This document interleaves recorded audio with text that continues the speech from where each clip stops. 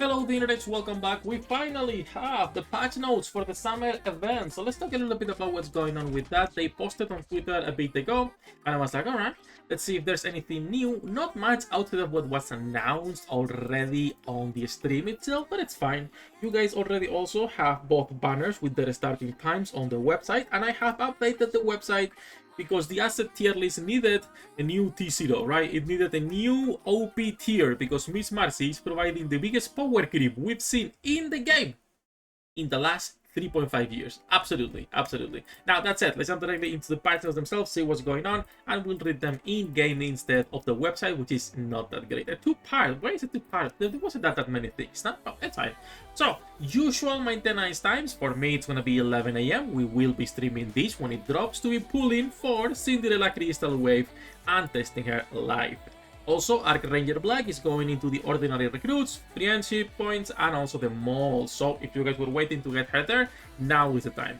When it comes to Cinderella herself, it's an attacker who attacks the enemy with her glass slippers, and then her burst skill enhances her attacking capability, allowing her to deal powerful damage to several enemies.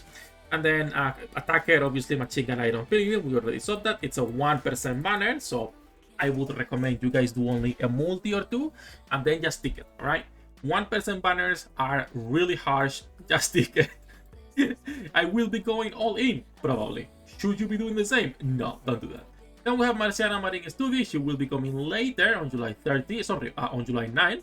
And then she is an attacker who grows stronger as the number of Rapture decreases. When using her burst skill, she enhances herself and attacks the enemy. Ooh, is she gonna be a bossing character exclusively?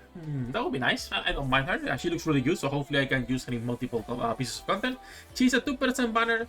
Same thing, attacker, Elysion, Iron, assault rifle. When it comes to Iron, currently, I will say there are a few characters that we have to take into consideration for the most part, right? If we go with filters and we're going into Iron, there is also Rapid Red Hood to consider on T0 as a character. Rapid is going to be there as well.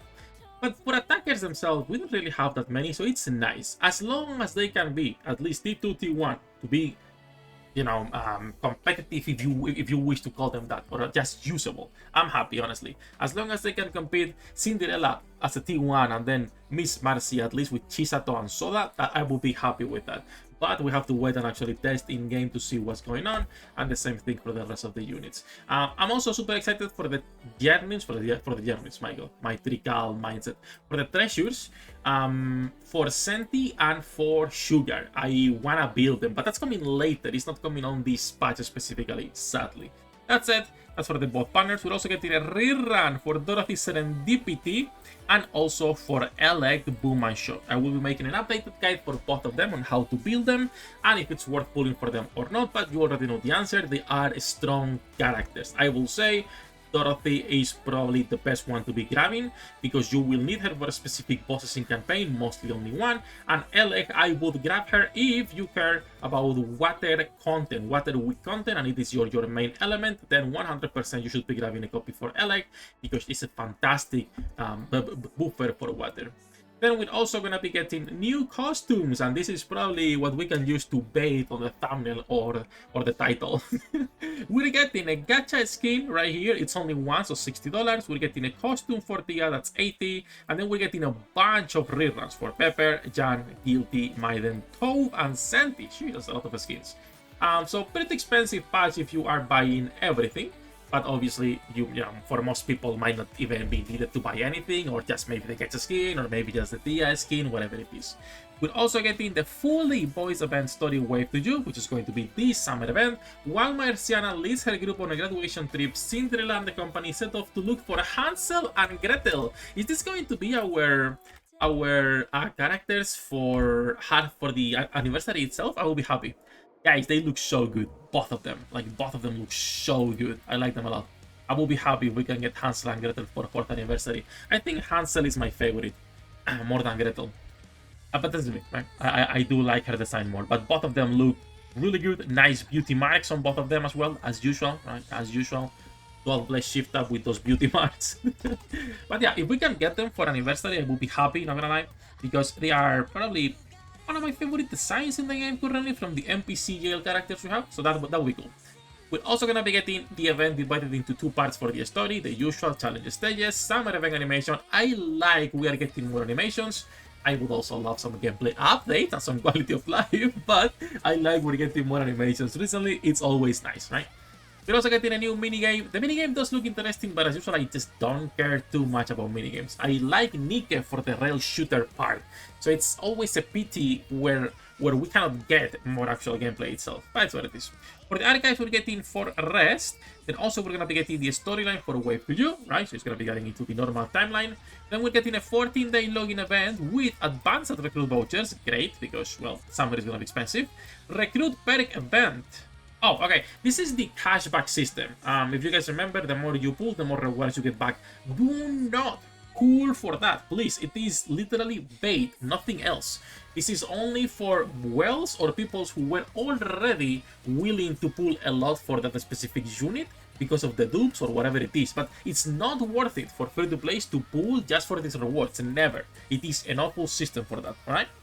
Then we're going to be getting the weekend-only Fall Birthday. 3 weekends in a row getting Fall Burst. A lot of extra resources. Gotta love it. Champion Arena. Beta Season 33 and Beta Season 34. Can we remove the beta from the name for the love of God? It's 34 seasons. You have tested enough, right? You have tested enough. We're going to be getting some co-op as well. 2 weekends, specifically Blacksmith and Stormbringer. Alright. And reshuffling of arena groups. Union Raid on July 10, Solo Raid reopening on July 3rd. So we're getting July 3rd, the reopening for Solo Raid. July 10, Union Raid is opening, and then the new Solo Raid on July 16. So we go from UR into from SR into UR into another SR. So that's gonna be a lot of materials, and for some people might be too much. To me, it's fine because, well, it's actual gameplay, like I was saying, so that's fine. And then new content and features, added the stage decoration for tracing the stars. Oh yeah, I forgot we were getting more paid packs for the minigame. Such a delight every time we're getting paid minigame stuff. Then some new decorations for the profile, titles, union icons, and new lobby backgrounds.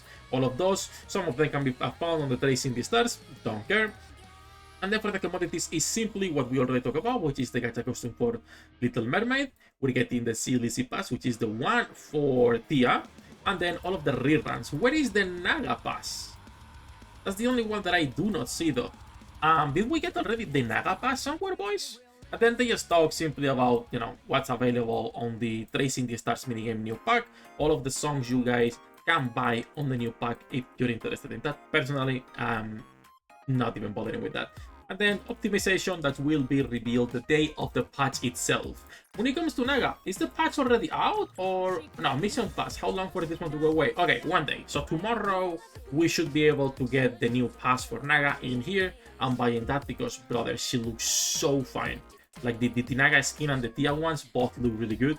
So I'm happy with that.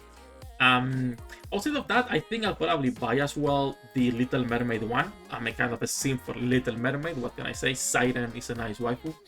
Her new skin does look pretty good as well. So that's basically everything for this one, honestly. A nice patch, not much outside of what we knew already from the live stream.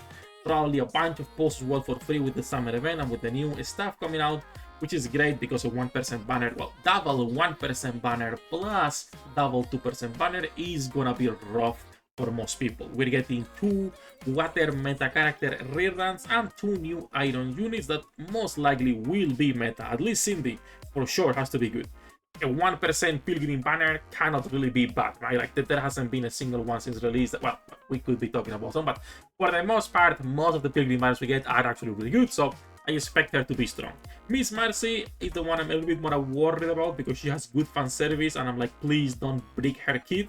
But we'll see whenever we get the kit, either tomorrow or the day after. That said, that's everything for this one. As usual, we are live every single day. Links in the description for everything. Good luck with your pool, dinner dates, and I'll see you in the next one.